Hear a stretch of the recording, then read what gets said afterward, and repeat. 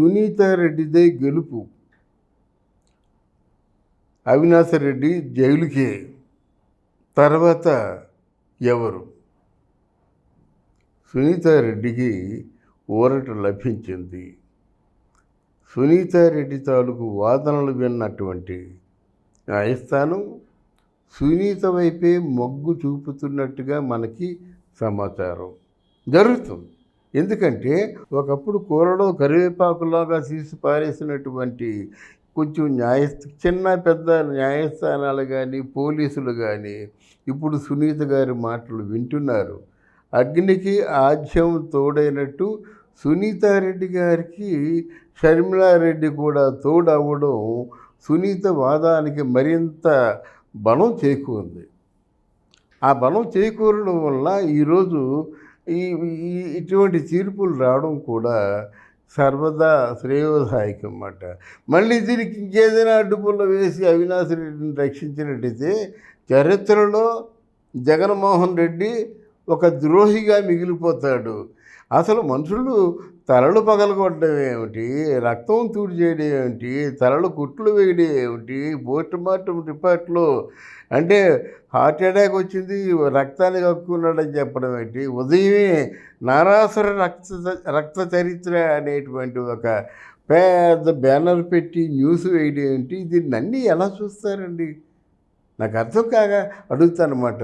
వచ్చి అసలు ఏమీ జరిగినట్టుగా ఆ చిన్న నెత్తురు వాంతులు చేసుకొని అలా అయిపోయాడని చెప్పేసి అమాయకంగా నటిస్తుంటే ఒక పక్క తల్లి కూడా మొన్నే నా బిడ్డ తాలూకు తండ్రి పోయాడు, పోనీ చిన్నాన్నను ఆలంబనగా చేసుకొని బ్రతుకుదామంటే ఆ చిన్నాయన కూడా ఎవరో దుర్మార్గుడు పొట్టన పెట్టుకున్నాడని చేతిలో బైబిల్ పెట్టుకొని అంత ఘోరంగా ఎలా మోసం చేశారండి వీళ్ళు.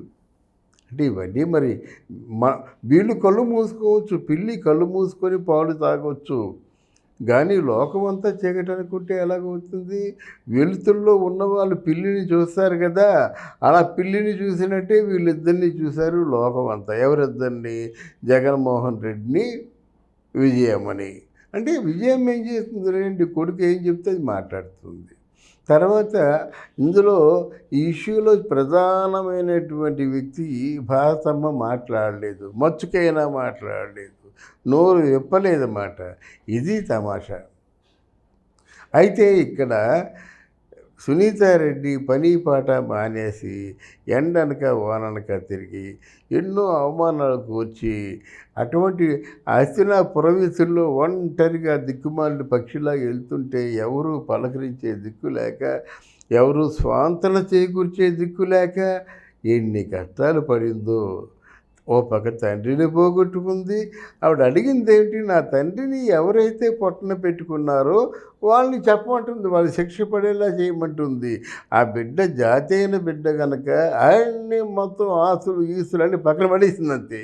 నా తండ్రిని ఎవరు అరెస్ట్ చేశారో వాళ్ళు చెప్పండి, అరెస్ట్ చేసే వాళ్ళకి శిక్ష పడాలి, మరొకరిని ఆ విధంగా చంపకుండా జాగ్రత్త పడాలి. అదే కదా అడిగింది. అందులో తప్పే ఉంది? తప్పులేదు కదా. మరి ఎందుకు వెనకేసి రావాలి? జగన్మోహన్ రెడ్డి గారు? అసలు జగన్మోహన్ రెడ్డి గారికి ఈ హత్యకి సంబంధం ఏంటి? ఎందుకు భుజాలు తడుకుంటారు అని ప్రజలు అడుగుతున్నారు. లేదు, ఒకవేళ మీ తాలూకు కళంకాన్ని తుడిచేద్దాం అనుకున్నారనుకోండి, అవినాష్ రెడ్డిని అరెస్ట్ చేయించండి. అసలు ఆ దస్తగిరి అనే ఎప్రూవర్ ఉన్నాడు కదా, వాడు చెప్తున్నాడు కదా గొడ్డలతో ఎన్ని పోట్లు పొడిచారు, తాను కత్తితో ఇప్పుడు పొడిచాడు, ఎంతవరకు పోరాటం సాగించారు, అసలు దెబ్బలాట ఎలా మొదలైంది, అన్నీ పోసగుచ్చినట్టు చెబుతుంటే ఆయన చెప్పిందంతా అబద్ధం అంటారా? అంటే మీ చేతిలో అధికారం ఉందని చెప్పేసి ఒక సామాన్యుడు, ఆయన మనిషే కదా, ఆయనకి భార్య బిడ్డలు ఉన్నారు కదా, ఆయన బతకాలని నాస్తో ఉన్నవాడే కదా, అంటే చంపేస్తానంటారా? ఇది ఎక్కడ న్యాయం అండి? ఎవరో కుట్ర పన్నవాడు ఒక హత్య చేద్దాం అనుకున్నాడు, చేసిన తర్వాత అనుకున్నాడు శిక్ష పడితే ఇందులో ఏమైనా తప్పుందా? విజ్ఞులైన ప్రేక్షకులు అందరూ ఆలోచించాలి. దీనికి ఇంత తత్సారం ఎందుకు? దీనికి ఇన్ని కోట్లు ఖర్చు పెట్టడం ఎందుకు? ఇది అంటే ఇప్పుడు సునీతారెడ్డికి మాత్రం అంటే మెరుగైనటువంటి తీర్పు రావడం చాలామంది హర్షించదగ్గది. తొందరలో అవినాష్ రెడ్డికి కూడా అరెస్ట్ అయ్యే జైలుకి వెళ్ళేటువంటి ఆ శుభ గడియలు కూడా వస్తాయని ఆశిద్దాం. ఇందులో నిమిత్త మాత్రుడుగా ఉంటున్నటువంటి జగన్మోహన్ రెడ్డి తాలూకు నిజ స్వరూపం కూడా తేల్చి సమాజానికి చెప్పవలసిన బాధ్యత పోలీసు వ్యవస్థ మీద, సిబిసిఐడి అలాగే న్యాయస్థానాల మీద ఉందని ప్రగాఢంగా విశ్వసిస్తూ, ఇక్కడ మనం ప్రధానంగా ఆలోచించవలసింది ఏమిటంటే, ఎప్పుడైతే దత్తగిరి అప్రూవర్గా మారి తన అనుభవాలు చెప్పాడో, ఎప్పుడైతే సునీతారెడ్డికి తన తండ్రిని చంపిన వాడు ఎవడో అది రూఢిగా తెలియవచ్చిందో, ఎప్పుడైతే షర్మిల గారు తన బాబాయిని చంపింది ఎవరో తెలుసుకోగలిగిందో, వీళ్ళందరూ కూడా ఒక మాట మీద ఉన్నారు. కుటుంబంలో ఉన్న వాళ్ళందరూ కూడా వీళ్ళిద్దరినీ మార్చడానికి ప్రయత్నం చేశారు. ఒక ప్రయత్నమా, అనేక రకాల ప్రయత్నాలు. ఆయన రెండో భార్య ఉంది, రెండో భార్య తాలూకు ఆ ప్రస్తావనే అదే ఇంత పని చేసిందని చెప్పడం కానీ, లేక ఆయనకి బాగా అమ్మాయిల పిచ్చి ఉందని చెప్పేసి చనిపోయినోడి మీద నిందలేయడం కానీ, తర్వాత ఏమో రెండో భార్యకి ఆస్తి పంచలేదని ఉక్రోషంతో చంపారని కానీ, ఇటువంటి అందమైనటువంటి కాకమ్మ కథలన్నీ చెప్పారు. కానీ షర్మిల మాత్రం ఒక మాట చెప్పింది, ఎవరైతే చంపారో వాళ్ళకి శిక్ష పడవలసిందే.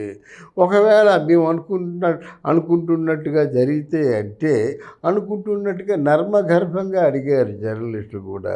అనుకుంటున్నట్టుగా జరిగితే, అనుకున్నప్పుడు కూడా మనం అనుకుంటే కాదు కదా, న్యాయస్థానం అనుకుంటే తప్పకుండా శిక్ష పడుతుంది. దీనికి ఎవరు అతిథులు కారని చెప్పింది మాట.